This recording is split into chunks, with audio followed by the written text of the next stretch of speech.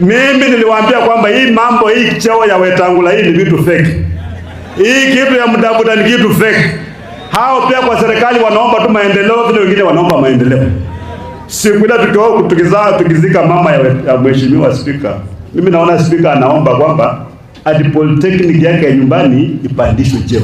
Yesi hasa maendeleo masika kama hiyo. Na yeye ndio namba 3. Sasa wala ambao walikuwa wanafikiri kwamba Natembeya ndio mpeleke huu, wacha niwapatie taarifa ya habari. Kwa sasa tunapanga uchaguzi wa 2027. Ruto anaomba nafasi ya pili ya miaka 5. Yule mtu ambaye ameweka mstari wa mbele kusimamia kampeni yake sio hawa namba 3, sio Wetangula, sio Mudavadi, hapana. Yeye ameweka gavana wa Bungoma ndiye anaongoza kampeni, na gavana ameshikiwa mkono na msaidizi wa president anaitwa Faruku. Yaani president na abona kosa Wetangula ndiye Mudavadi abona sabita sivyo. Hakuna kitu hapo.